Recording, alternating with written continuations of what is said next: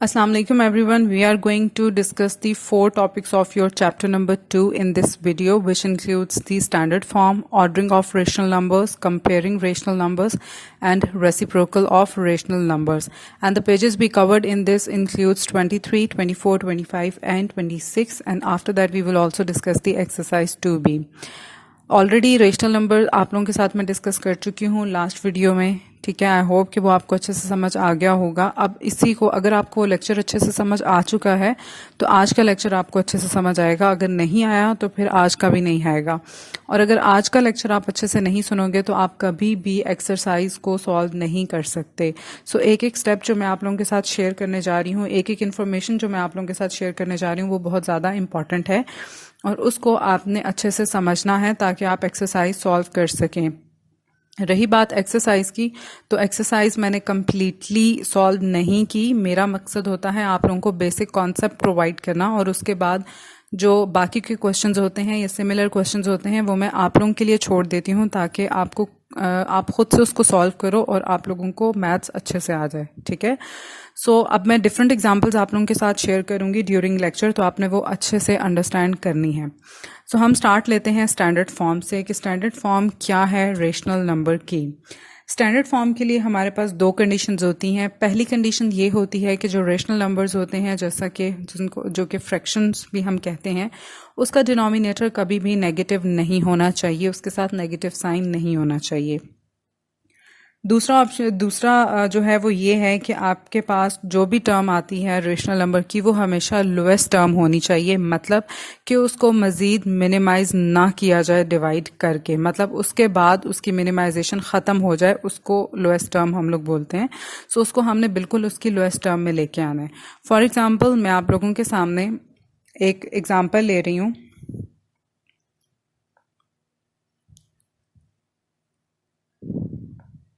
6 divided by -8, ठीक है। अब पहली चीज़ तो आपने इसका डिनोमिनेटर पॉजिटिव करना है अगर नेगेटिव है तो, ठीक है, क्योंकि नेगेटिव अगर है तो आप इसको फर्दर नहीं लेके चल सकते।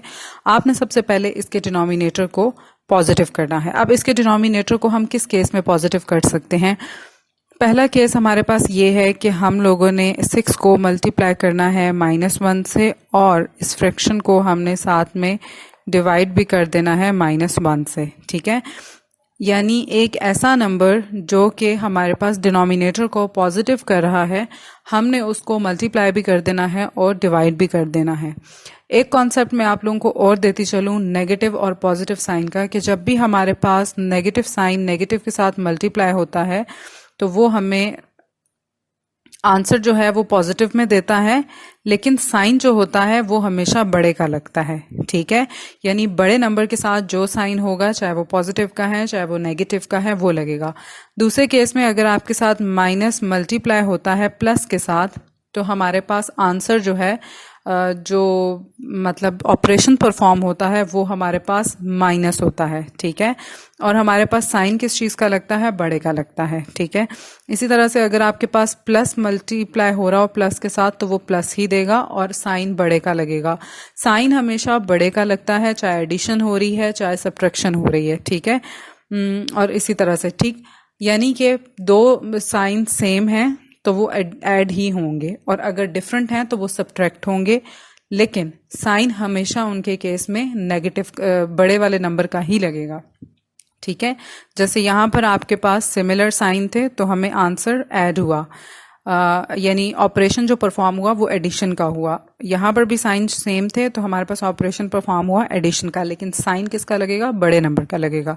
और अगर हमारे पास डिफरेंट साइन होंगे तो उसका मतलब है कि हमारे पास ऑपरेशन परफॉर्म होगा सब्ट्रैक्शन का, और उस केस में हमारे पास जो है साइन किसका लगेगा? बड़े का लगेगा, ठीक है। ये बात तो होगी आपको क्लियर।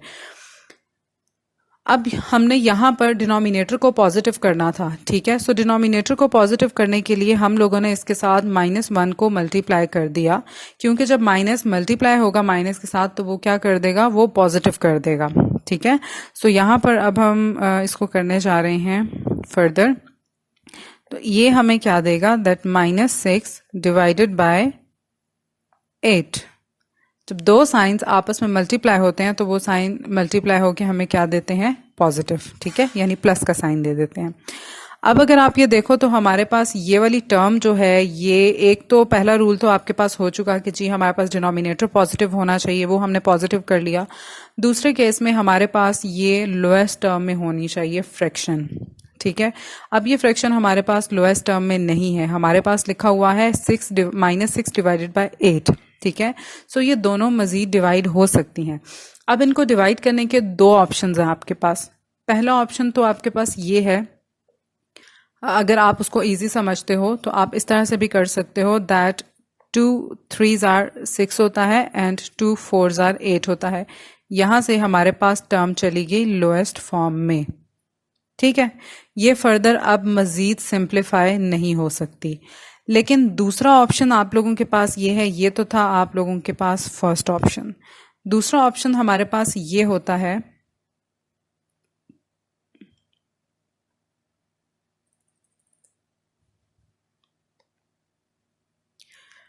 दूसरा ऑप्शन आपके पास ये है कि आपके पास है -6 डिवाइडेड बाय 8, ठीक है।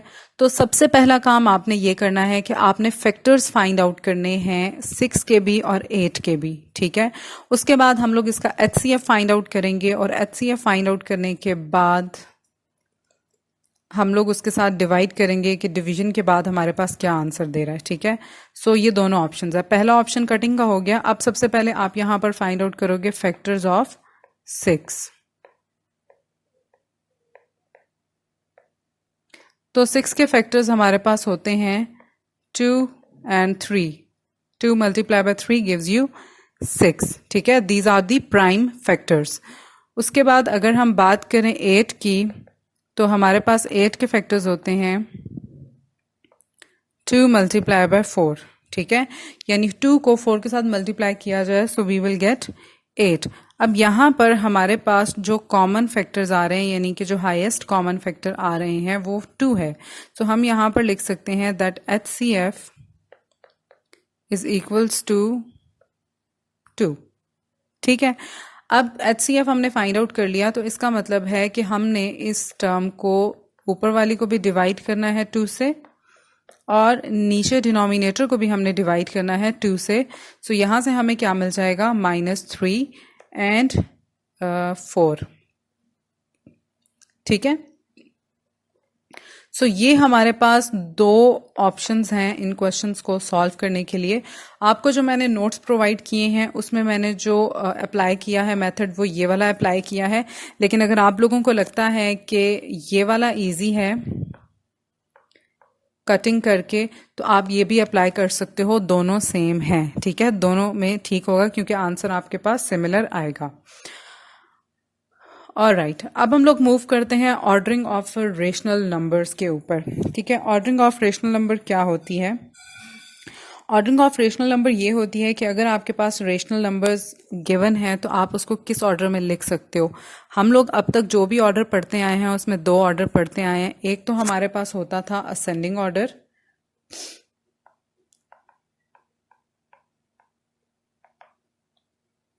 और दूसरा हमारे पास था डिसेंडिंग ऑर्डर।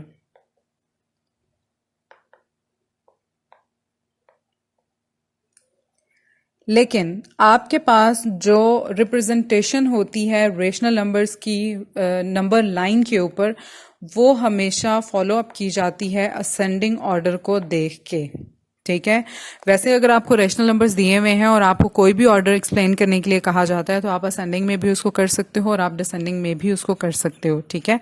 लेकिन अगर आपने नंबर लाइन के ऊपर उन नंबर्स को रिप्रेजेंट करना होता है तो फिर वो डेफिनेटली आप उसको जो है वो असेंडिंग ऑर्डर को ही फॉलो करोगे, क्योंकि हमारे पास जो नंबर लाइन चल रही होती है, जो भी मैं पहले आप लोगों के साथ डिस्कस कर चुकी हूँ, हम लोग लास्ट जो आप लोगों का 2A एक्सरसाइज थी उसमें हम लोग नंबर लाइन को बहुत अच्छे से पढ़ चुके हैं।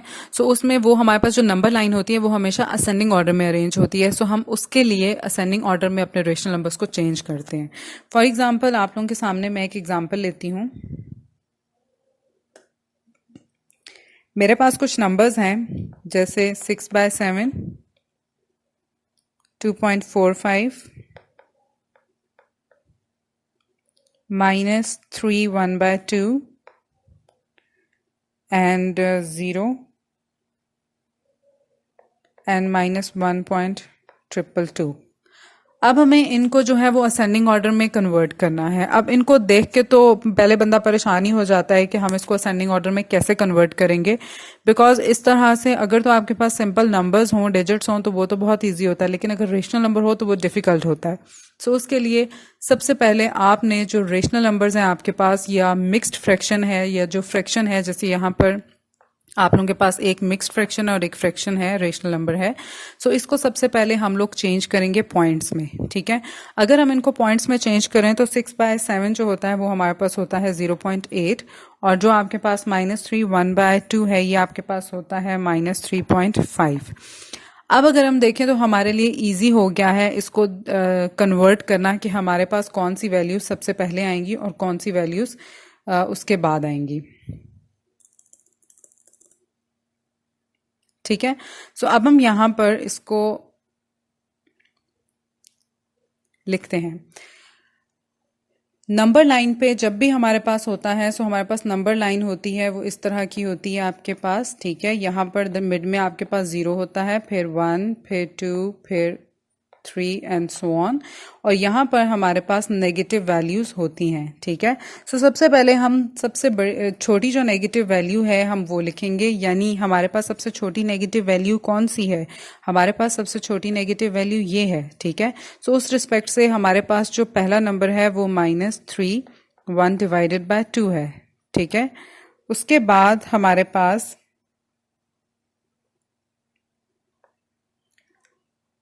नेक्स्ट जो नंबर है वो है -1/2, ठीक है, ये आ गया।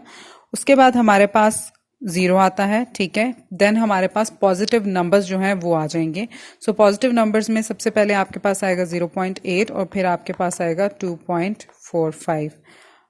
सॉरी, हम 0.8 नहीं लिखेंगे, ये सिर्फ अपनी अंडरस्टैंडिंग के लिए। हमारे पास जो एग्जैक्ट फ्रैक्शन थी हम वो लिखेंगे, ठीक है। सो इस तरह से हम अपने नंबर्स को ऑर्डर कर सकते हैं, और इनको ऑर्डर करने के बाद हम जो है इनको नंबर लाइन के ऊपर रिप्रेजेंट भी कर सकते हैं, ठीक है। अगर हम इसको नंबर लाइन के ऊपर रिप्रेजेंट करना चाहें तो यहाँ पर हम एक नंबर लाइन ड्रॉ करते हैं, ठीक है। You can use scale. आपको अगर इस तरह की वैल्यू आ जाती है और ये कहा जाता है कि इसको नंबर लाइन के ऊपर रिप्रेजेंट करें, तो उसका तरीका बता रही हूँ। देन 1 2 3 -1 -2 -3 एंड -4, ठीक है। सो हमारे पास जो वैल्यू थी -3 1/2 की, जो सबसे पहली थी वो थी -3.5, ठीक है। सो वो हमारे पास एग्जिस्ट कर रही थी इस पॉइंट पे, ठीक है, यानी फर्स्ट वैल्यू जो थी। हम इसको नंबरिंग दे देते हैं ताकि अंडरस्टैंड करना आसान हो। ये हमारे पास फर्स्ट है, ये सेकंड है, ये थर्ड है, ये फोर्थ है और ये 5 है, ठीक है। अब यहाँ पर ये मैं सिर्फ मार्क्स जो हैं वो आपकी अंडरस्टैंडिंग के लिए लगा रही हूँ। आपने यहाँ पर वैल्यूज लिखनी है। मैं 1 2 लिख रही हूँ क्योंकि मेरे पास इतनी स्पेस नहीं है। उसके बाद दूसरा है आपके पास -1.22, तो वो हमारे पास लाई करेगी इस पोजिशन के ऊपर, ठीक है। देन हमारे पास 0 है, वो लाई करेगा इस पोजीशन के ऊपर। देन हमारे पास 4 है जो कि 0.8 था, तो वो ऑलमोस्ट हमारे पास यहाँ पर जो है वो एग्जिस्ट करेगा। देन आपके पास 2.45 था, तो वो यहाँ पर 5 पॉइंट से थोड़ा सा पीछे जो है वो यहाँ पर हमारे पास एग्जिस्ट करेगा, ठीक है। सो इस तरह से हम फ्रैक्शन फॉर्म को असेंडिंग ऑर्डर में कन्वर्ट करके और नंबर लाइन के ऊपर जो है वो रिप्रेजेंटेशन इसकी शो कर सकते हैं। ओके, उसके बाद हमारे पास आता है comparing of a rational number. अगर आपके पास दो रेशनल नंबर्स मौजूद हैं और आपको ये कहा जाता है कि इसको कंपेयर करें, तो हम उसको कैसे कंपेयर करेंगे? कंपेयर करने का मतलब ये है कि हम कैसे बताएंगे कि कौन सा रेशनल नंबर बड़ा है और कौन सा रेशनल नंबर छोटा है। फॉर एग्जाम्पल मैं यहाँ पर 2 ले रही हूँ, 3/7, और दूसरा है मेरे पास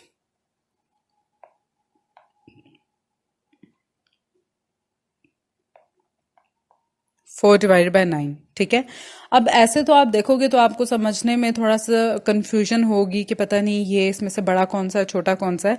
तो इसको इजी सिंप्लीफाई करने के लिए हम क्या करते हैं कि इस 9 को 3 से हम मल्टीप्लाई कर देते हैं और 7 को 4 से। सो 9 3s आर हमारे पास क्या होता है 27 और 7 4s आर क्या होता है 28। ठीक है। अब यहां से आपको इजीली पता चल जाएगा कि 28 आपके पास ग्रेटर है, मतलब कि हमारे पास ये वाली जो टर्म है वो ग्रेटर है। सो हम इसको लिख सकते हैं that 3/7 is greater than is less than 4/9, यानी कि 4/9 जो है हमारे पास वो ग्रेटर है 3/7 से। ठीक है। सो ये एक बेस्ट तरीका है, इजी भी है कि हम इसको बता सकते हैं कि हमने कैसे कंपेयर करना है। उसके बाद आते हैं रेसिप्रोकल रेशनल नंबर के ऊपर। रेसिप्रोकल क्या होता है? रेसिप्रोकल का मतलब होता है कि जो आपके पास नंबर मौजूद है उसका उल्ट। ठीक है। सो अगर आप लोगों के पास नंबर मौजूद है 6, सो उसका ऑपोजिट हमारे पास क्या होगा -6। ठीक है। अगर आपके पास नंबर मौजूद है 1/2, सो उसका ऑपोजिट क्या होगा 2/1। ठीक है। This is the reciprocal, this is the reciprocal.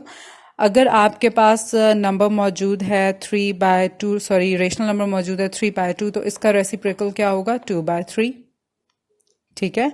सो इस तरह से हम लोग जो है वो रेसिप्रोकल फाइंड आउट कर सकते हैं, यानी जो फ्रैक्शन या जो नंबर, अगर तो सिंपल नंबर आपके पास गिवन है फिर तो आप उसको प्लस में है तो आप नेगेटिव के साथ लिखोगे, नेगेटिव में है तो आप प्लस के साथ लिखोगे। लेकिन अगर रेशनल नंबर है तो रेशनल नंबर यानी फ्रैक्शन है आपके पास, तो जो फ्रैक्शन है उसका न्यूमिरेटर डिनोमिनेटर बन जाएगा और डिनोमिनेटर न्यूमिरेटर आपके पास बन जाएगा। सो वो उसका रेसिप्रोकल होता है। ठीक है।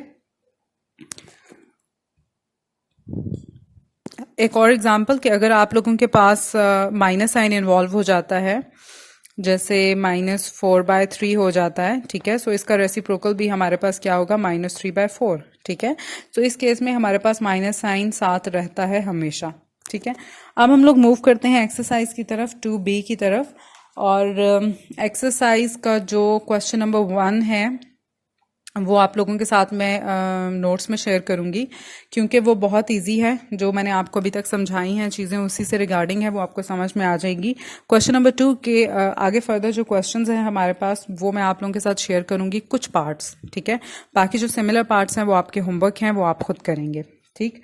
अब हमारे पास क्वेश्चन नंबर 2 है that express the following numbers in rational numbers in standard form, कि हमारे पास कुछ नंबर्स मौजूद है, रेशनल नंबर्स हैं, उनको हमने स्टैंडर्ड फॉर्म में लिखना है। ठीक है। सो पहले हम इसका डिस्कस करते हैं पार्ट नंबर 1। पार्ट नंबर 1 है हमारे पास 4/6। ठीक है। सो पहली बात तो ये चेक करनी है स्टैंडर्ड फॉर्म के लिए कि इसका डिनोमिनेटर पॉजिटिव है या नेगेटिव है। सो डिनोमिनेटर पॉजिटिव है, इसको हम नहीं छेड़ेंगे। अब दूसरी बात करते हैं फैक्टर्स की। हमने सबसे पहले इनके बनाने हैं प्राइम फैक्टर्स। ठीक है। सो प्राइम फैक्टर क्या है हमारे पास 4 का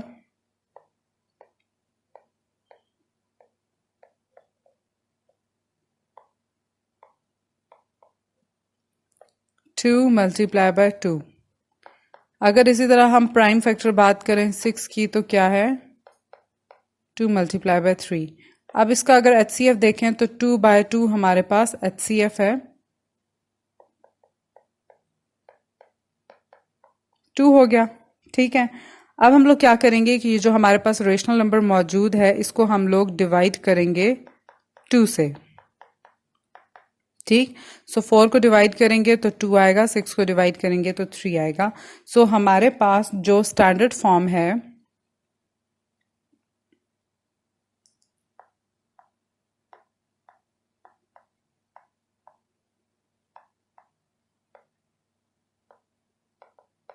वो है 2/3।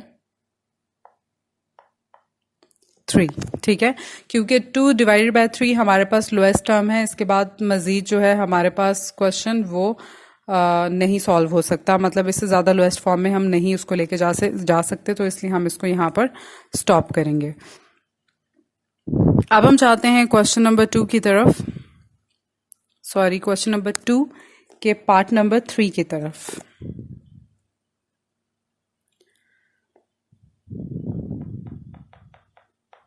पार्ट नंबर 3 है हमारे पास -11 / -13। ठीक है। सो सबसे पहले हमने इसको शिफ्ट करना है, इसका जो डिनोमिनेटर है उसको हमने पॉजिटिव करना है। सो हम क्या करेंगे, हम minus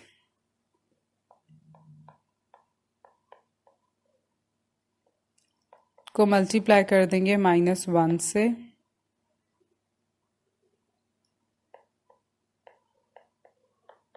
so we will get 11 divided by 13।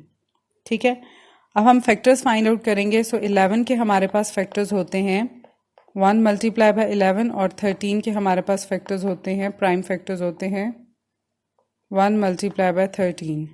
सो हमारे पास जो HCF आया वो आया 1। ठीक है, अब हमने इक्वेशन के दोनों साइड्स के ऊपर उसको डिवाइड कर देना है 1 से।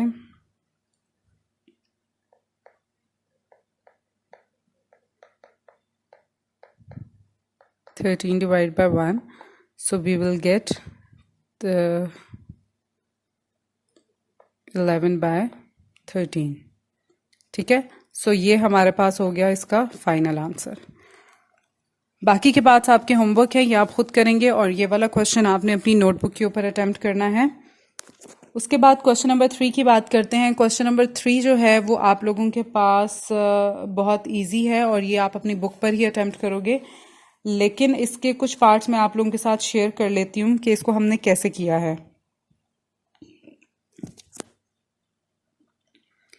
पहले हम सॉल्व करते हैं इसका क्वेश्चन नंबर 1, और क्वेश्चन नंबर 1 है हमारे पास 4 divided by 5 is equals to -12, और यहाँ पर हमारे पास एक ब्लॉक है, देन हमारे पास 20 है, और फिर हमारे पास ब्लॉक है। ठीक है, हमने बेसिकली इस ब्लॉक को फिल करना है। अब आपने ये चेक करना है कि यहाँ पर ये जो 4 आप लोगों के पास मौजूद है, इसको हमने किस नंबर के साथ मल्टीप्लाई किया है कि हमारे पास -12 आया है। अगर आप 4 को -3 के साथ मल्टीप्लाई करें सो हमें 12 मिलता है। ठीक है, सो जिस नंबर के साथ हम न्यूमरेटर को मल्टीप्लाई करते हैं उसी नंबर के साथ हमने डिनोमिनेटर को भी मल्टीप्लाई करना होता है।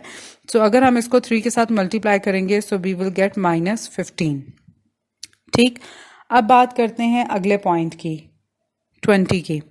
अब आपके पास ये वाला जो नंबर है 4, इसको हम किस नंबर के साथ मल्टीप्लाई करेंगे कि हमें 20 मिलेगा, फिर उसी नंबर के साथ हम बाकी को भी मल्टीप्लाई करेंगे और हमें वो नंबर मिल जाएगा। ठीक है, सो हम अगर 4 को मल्टीप्लाई करें 5 के साथ तो हमें 20 मिलता है। सो नीचे भी हम इसको मल्टीप्लाई, डिनोमिनेटर को भी हम 5 से मल्टीप्लाई करेंगे, so we will get 25।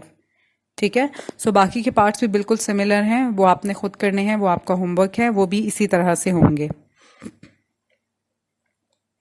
Okay, question number 4 जो है उसमें हमने डिटर्मिन करना है कि कौन सा नंबर, रेशनल नंबर आपके पास ग्रेटर है और कौन सा स्मॉलर है। ठीक है, ये अभी हम लोग डिस्कस कर चुके हैं, लेकिन इसका भी एक पार्ट मैं आप लोगों के साथ शेयर करूंगी। पार्ट नंबर 1 है दैट -3/7 एंड 2/7। ठीक है, सो इसको हम लोग कैसे करते हैं। हमारे पास सबसे पहली चीज, या तो आप इसको मल्टीप्लाई कर लो, ठीक है, क्रॉस मल्टीप्लाई कर लो। अगर नहीं कर सकते तो हमारे पास ये इजी है, इसको हम वैसे भी सॉल्व कर सकते हैं, क्योंकि हमारे पास डिनोमिनेटर्स दोनों के सेम है। अगर दोनों के डिनोमिनेटर्स सेम नहीं होते फिर तो डाउट होता है हमारे पास, फिर हम क्रॉस मल्टीप्लाई करना ज़रूरी हो जाता है। सो अगर डिनोमिनेटर सेम है तो यहाँ पर हमें क्लियरली पता है कि हमारे पास जो 2/7 है ये ग्रेटर है। सो आप इसको डायरेक्टली भी लिख सकते हो दैट -3/7 इज लेस देन 2/7। इसी तरह से अगर हम बात करें क्वेश्चन नंबर 4 की, जो कि आपके पास है -5/8 एंड -3/4। ठीक है, एक तो पॉसिबिलिटी आपके पास ये है कि आप इनके डिनोमिनेटर्स को सेम कर लो। अगर डिनोमिनेटर्स को सेम करना चाहो तो आप यहाँ पर 4 को 2 से मल्टीप्लाई करोगे और इसको भी 2 से मल्टीप्लाई करोगे, सो आपके पास ये बन जाएगा -5/8 और यहाँ पर -6/8। सो आपको पता चल जाएगा कौन सी टर्म बिगर है और कौन सी टर्म जो है वो हमारे पास स्मॉलर है। सो यहाँ पे जो हम साइन यूज़ करेंगे वो ये, क्योंकि हमारे पास -5/8 जो है वो ग्रेटर है।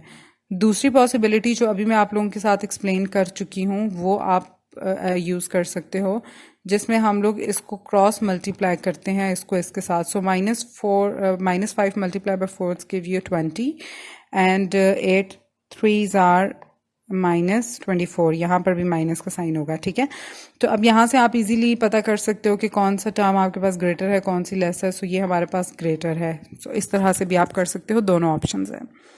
देन हमारे पास है क्वेश्चन नंबर 6. यस, अब क्वेश्चन नंबर 6 में हम लोगों ने इसको अरेंज करना है असेंडिंग ऑर्डर में, और आप लोगों के पास टर्म्स हैं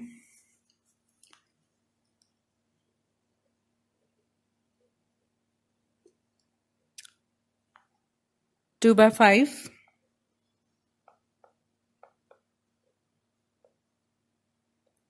then -1/2, then 8/15 and -3/-10. इसको भी सॉल्व करने के आपके पास दो तरीके हैं. एक ऑप्शन तो मैं आप लोगों के साथ जो है वो डिस्कस कर चुकी हूँ, जिसमें आप लोगों को मैंने ये बताया था कि फ्रैक्शन को आप लोग पॉइंट्स में कन्वर्ट करो, लेकिन रफ वर्क में आपने उसको पॉइंट्स में कन्वर्ट करना है, और उसके बाद आप इजीली इसको डायरेक्टली लिख सकते हो कि आप लोगों के पास जो है वो क्या वैल्यूज आ रही, मतलब कौन सी वैल्यू जो है वो छोटी है, यानी इसको इजीली असेंडिंग ऑर्डर में शिफ्ट कर सकते हो.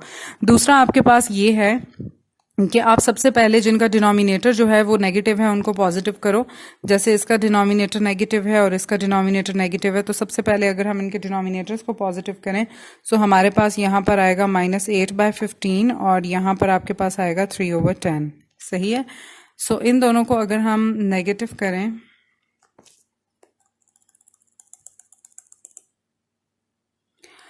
तो हमारे पास ये वैल्यूज आ जाती हैं. दूसरे केस में जब हम इसको पॉजिटिव कर चुकेंगे तो उसके बाद आप लोगों ने सबसे पहले इनके डिनोमिनेटर्स को सेम करना है. जब आप इनके डिनोमिनेटर्स को सेम करोगे तो आपको इजी आइडिया हो जाएगा. डिनोमिनेटर को सेम करने के लिए हम इनके लेते हैं एलसीएम. सो एलसीएम लेने का क्या पैटर्न होता है कि अगर आपके पास 4 वैल्यूज है तो हम उसका एलसीएम कैसे ले सकते हैं. आपके पास है 5, 2, 15 एंड 10. ठीक है, तो हम सबसे पहले 2 के लेते हैं.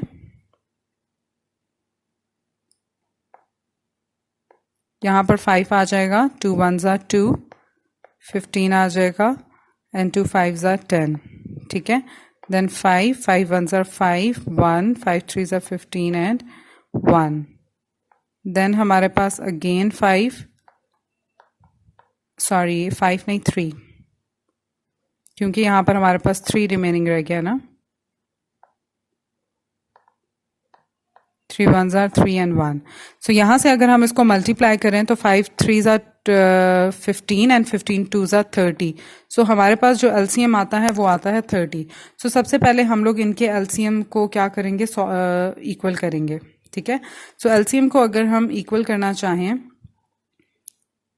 सो 2/5, एक मैं आपको करके बता देती हूँ. यहाँ पर 5 को किस नंबर के साथ मल्टीप्लाई करेंगे तो हमारे पास एलसीएम सेम हो जाएगा. अगर हम 5 को करें तो 5 6 30 होता है. ठीक है, सो हमने सबका एलसीएम 30 करना है. सो जिस नंबर के साथ आप डिनोमिनेटर को मल्टीप्लाई करते हो उसके साथ हम न्यूमिनेटर को भी करते हैं. सो 5 6 30 एंड 6 2s are 12. ठीक है, एक आपके पास ये आ गया. बाकी वैल्यूज को भी आपने इसी तरह से कन्वर्ट करना है. सो बाकी वैल्यूज हमारे पास आती हैं -15/30. मैं डायरेक्ट लिख रही हूँ, -16/30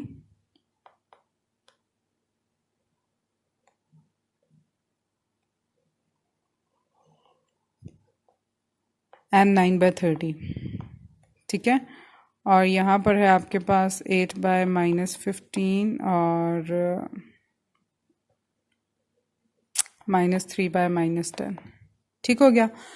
अब यहाँ पर जब हमने डिनोमिनेटर सेम कर लिया तो इजीली हम न्यूमिनेटर को देख के ये जज कर सकते हैं कि कौन सा नंबर जो है वो छोटा है और कौन सा नंबर हमारे पास बड़ा है.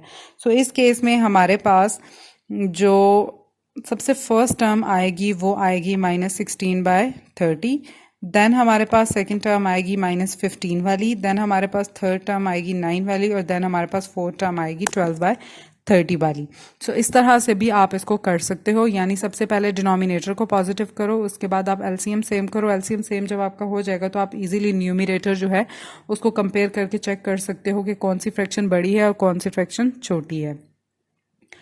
इसके अलावा पहला ऑप्शन जो मैंने आप लोगों के साथ शेयर किया था कि आप सबसे पहले रफ वर्क में फ्रैक्शंस को पॉइंट्स में कन्वर्ट करो, ठीक है। पॉइंट्स में कन्वर्ट करने के बाद आप इजीली जो है उसको देख सकते हो कि कौन सी छोटा नंबर है और कौन सा बड़ा नंबर है, उसके अकॉर्डिंग आप इसको चेंज कर सकते हो। ठीक हो गया। उसके बाद हमारे पास क्वेश्चन नंबर 8 है that find the reciprocal of. अब 7 पार्ट जो है वो डिसेंडिंग ऑर्डर में आपने उसको कन्वर्ट करना है, वो आप खुद करेंगे, नहीं होता तो मुझे बताएंगे, फिर मैं आपकी हेल्प करूंगी जितना पॉसिबल हो सका। अब हमने रेसिप्रोकल फाइंड आउट करना है। सो क्वेश्चन नंबर 1 है हमारे पास -3। अब -3 जो है वो आपके पास एक नंबर है, लेकिन ऐसा नंबर जिसके डिनोमिनेटर में कुछ भी नहीं होता, उसके डिनोमिनेटर में 1 होता है। सो इसका रेसिप्रोकल जो होगा हमारे पास कि वो क्या होगा, -1/3। ठीक है। दूसरी एग्जाम्पल की तरफ हम देखते हैं जो कि हमारे पास पार्ट नंबर 8 है। ठीक है, बाकी के पार्ट्स आपके होमवर्क होंगे। 8th पार्ट है हमारे पास दैट -3/4 एंड मल्टीप्लाई बाय -5/6। अब सबसे पहले आपने इन दोनों को आपस में मल्टीप्लाई करना है। कैसे मल्टीप्लाई करेंगे? 5 3s are 15 होता है, negative sign multiply by negative sign gives you positive, and 6 4s are हमारे पास होता है 24। सॉरी, ये 6 के साथ भी माइनस है आपका यहाँ पे, तो यहाँ पर आ जाएगा हमारे पास -24। ठीक है। अब अगर हम इसका रेसिप्रोकल लेना चाह रहे हैं तो हम किस तरह से ले सकते हैं? सबसे पहले तो आपने इसको लोएस्ट फॉर्म में लेके जाना है। ठीक है, सबसे पहले आपके पास जो भी फ्रैक्शन होती है हमने हमेशा उसको लोएस्ट टर्म में कन्वर्ट करना होता है। सो लोएस्ट टर्म में लेके जाने के लिए हमारे पास 3 के साथ हम इसको करते हैं कि 3 5s are 15 होता है और 3 8s are 24 होता है। ठीक है। सो हमारे पास जो फाइनल फ्रैक्शन आएगी वो -5/8 आएगी। सो इसका अगर हम लोग रेसिप्रोकल देंगे तो वो हमारे पास आएगा -8/5। ठीक है। सो इस तरह से हम लोग इस एक्सरसाइज को सॉल्व कर सकते हैं, लेकिन इस एक्सरसाइज को सॉल्व करने से पहले सबसे पहले आपको ये पता होना चाहिए कि आप लोगों के पास ये ऑर्डर्स क्या है और कैसे कर सकते हो, कंपेयर कैसे कर सकते हो, रेसिप्रोकल कैसे ले सकते हो और स्टैंडर्ड फॉर्म आपके पास क्या होती है। क्योंकि अगर आपको इन चीज़ों का नॉलेज नहीं होगा तो आप फर्दर प्रोसीड नहीं कर सकोगे। एक्सरसाइज जो आप सॉल्व करते हो या मैं आपको करवाती हूँ वो तो आप कर लेते हो, लेकिन अगर आपको कोई बुक से बाहर से या वैसे जनरली आपको कोई क्वेश्चन दिया जाए रिलेटेड टू दीज क्वेश्चंस तो आप वो सॉल्व नहीं कर सकोगे। ठीक है। सो इसके लिए अगर वो सॉल्व करना चाहते हो तो ये आप लोगों के लिए मस्ट है कि आप सबसे पहले जो है इन क्वेश्चंस को जो कुछ मैं करवा रही हूँ उसको अच्छे से अंडरस्टैंड करो। और अभी आपकी जो असेसमेंट होनी है वो ओपन बुक असेसमेंट है, और उस ओपन बुक असेसमेंट में आपको बुक के क्वेश्चंस नहीं दिए जाएंगे। मैं आपको बिल्कुल बुक के क्वेश्चंस नहीं दूंगी, मैं आपको आउट ऑफ कोर्स क्वेश्चंस दूंगी।